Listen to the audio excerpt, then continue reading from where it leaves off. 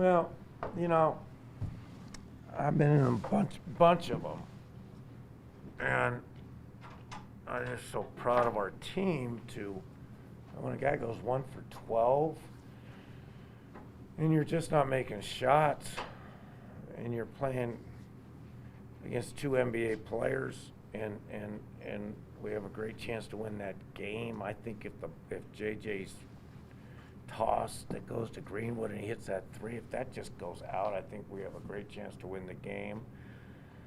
I feel bad for the guys, our own people, the shot clock people, and I said it on the radio, I apologize to them, but where the mix-up was, if all you got to do is look at the time sheet and it says that they got possession at 40 seconds. So what should happen when they got possession? The shot clock should restart at 35. So we're sitting there they're dribbling at half court, and I'm thinking I thought there was more, 6, but it didn't matter. We weren't going to foul. And 5 seconds is plenty of time to drive it up the court if you have one hard stop and win the game.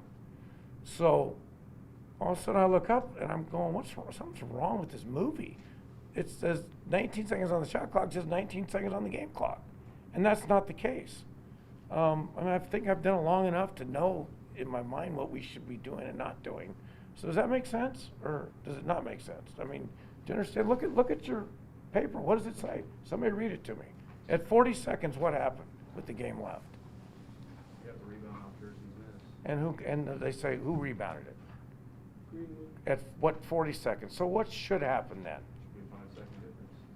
There should be a reset, and we didn't. And why they couldn't do that? Why the referee crew couldn't do that? I'm baffled. Did you get an explanation why they couldn't go back? No, they said it was in sync and it was a correct call. The clock was right. Did they look at the replay? Yeah, they spent all that time on it, and then they got mad at me for taking another timeout. But it's not, it was a great game. It was hard to referee. I thought our guys played so courageous. It's hard to play when you're not making shots, and we weren't making them, and we still played this team to the wire. And what we have to do is put it behind us, because we got a tougher one at Nevada. But this team fights, and we went down swinging. I feel bad how it ended, but we'll move forward. Coach, it wasn't 46, but Kendall Williams did have a second half that kind of got them going. I'm just curious what you thought about Kendall's game. Yeah, well, our announcer just asked me, we thought we had, did you ever feel like you had control of this game when you went up 7 or whatever it was? And I said yes at first, and I caught myself. I said no, because you've got 2 NBA players on their team. And when you got 2 guys like that, and then with Greenwood back from the injury, I talked about it. I mean, he was the story. Those guys, you expect that from the other 2. But Greenwood, his 2 threes were phenomenal coming off an injury. And we knew he was going to, because he was 5 for 6 last game against Boise. So, but yeah, I mean, he's a pro. Williams is a pro. I mean, he was MVP of his team in the league over the guy that's in the NBA now. So if he's a pro, that guy's a pro. So we just got beat by some very good players, and I give our guys a lot of credit. What's it say about what your team the things your team was able to do to be in a game like this, shooting 32%? That just shows you what they buy into who we are and what we do, and we got great looks. I mean, how many layups did we miss? We got great shots. I mean, people can say, I don't know what people can say, but we had good looks. Great looks, starting from JJ's first shot that didn't hit the rim. I mean, why he makes that shot? Just unfortunate, but it goes back to that's a team that has been through the car wash more than once. They've been through the wars, and we have played only players. None of them ever played for 10 miles. That's how young this group is. I keep saying that. So for us to be able to do that, tells you a lot about our guys. You guys are really getting off to Yeah. 2 offensive rebounds though in the second half. Yeah, we got tired. Adjustment or- We got tired. That's what happened against Air Force. We got tired, and we're thin. Like I say, we don't have anybody. Those are all guys that besides Daniel. It's a major rebuilding situation right now, and to be competitive with a preseason top 10 team, I thought it was great. But you're right, and we got tired. To answer that question, but what I thought was his biggest stat since I've been here was I told our team if they don't get any second chance points in the second half, we'll win. And guess what? They did not get a second opportunity, because really when you think of JJ's steal kind of and flip, that wasn't an offensive rebound. So they had 6 for the game, second chance points, all in the first half. So what more do you want from a group of guys that played their hearts out? How nice was it to have Joe really kind of get in the flow offensively? The fouls obviously kind of took Joe him was- out, but yeah. he was in the flow a lot more offensively maybe than he has been. Hit some big threes. Yeah, I don't mean. Yeah, I agree. I don't mean to interrupt you, but that was great. I thought David Cohn. I felt very comfortable with him in the game.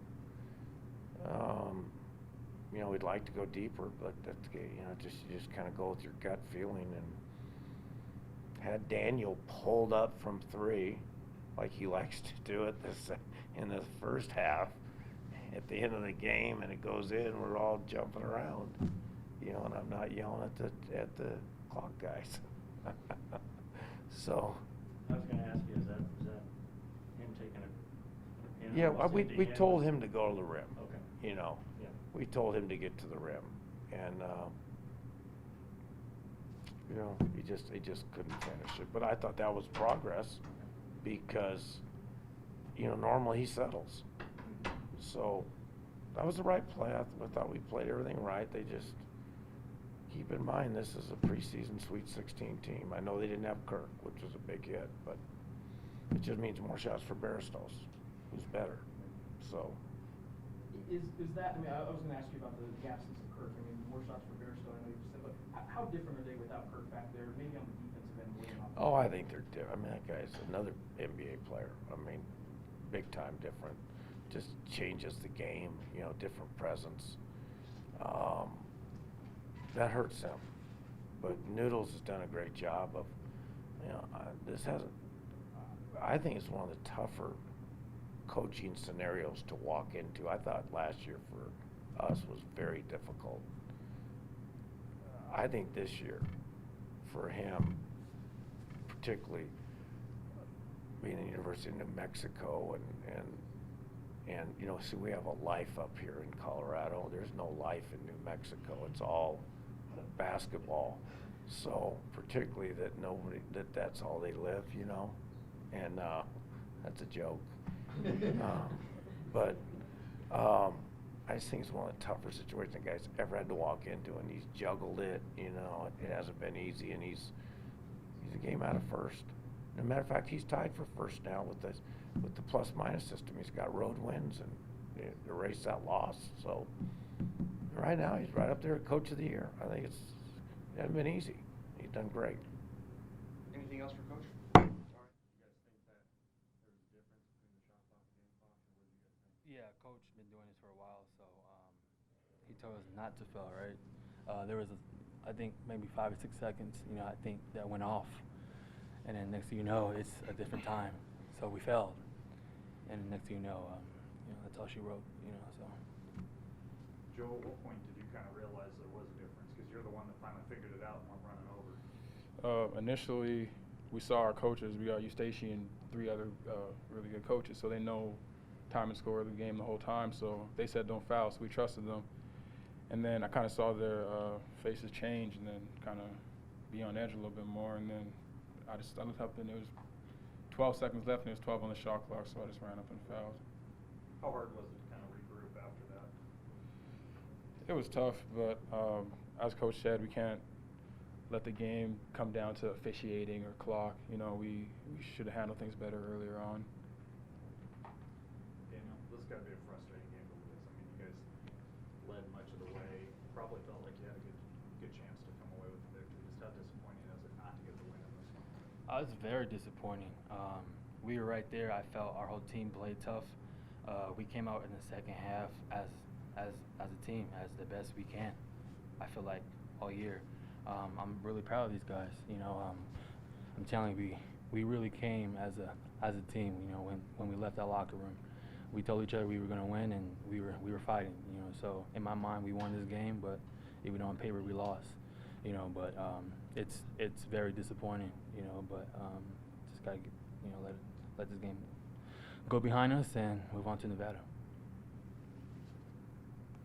They hit a lot of threes, guys. I mean, I think their last 4 field goals were all 3-pointers. Was that something at that point that you guys were willing to give them? Yeah, we want them to shoot outside shots. We were really trying to get them to just force shots up because we knew that's what they're going to do. We just try to play them tough. I try to be a leader and told John, hey, I'll take Williams and we'll go from there. So they hit some tough shots. JJ almost had a steal, which led to another shot. Big play. But it's just very disappointing. I really felt we had this game. Can you talk a little bit about the crowd turnout that you saw out there today and what you guys thought of it? It was excellent. I felt more should have came, but I'm I'll settle for that.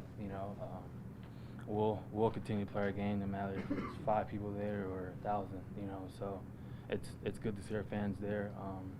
We're gonna just play basketball and hope they can come. How much confidence does it give you guys on the night when JJ struggled to be this close, to have other guys step up on the night when he really didn't have it? Huge. That really tells a lot about our team and for people outside looking in. Because the question is, what if me or JJ or John or Joe or one of the big guys, leaders, go down? Who's going to take over? So obviously Joe took over. We had Dave step in there, so that really tells a lot, about our team because we are strong and we could have anyone step up at any given time.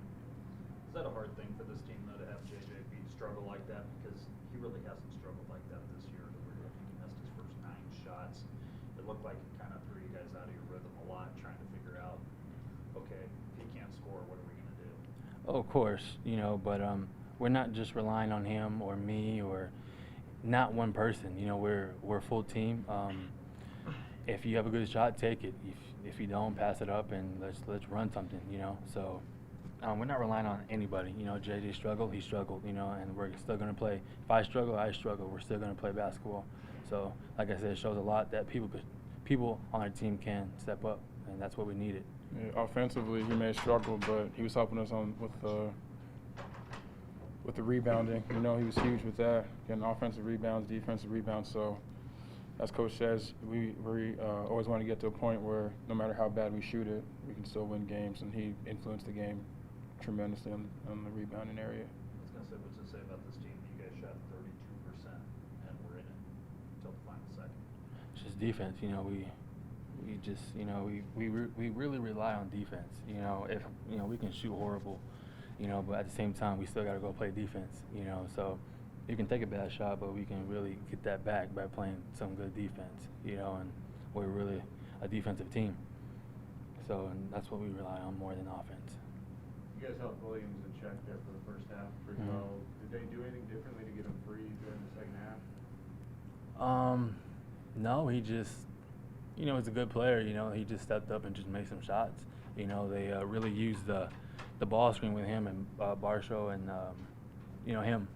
So that is challenging, but he just made some shots. How different is that team without Alex Kirk in the lineup there?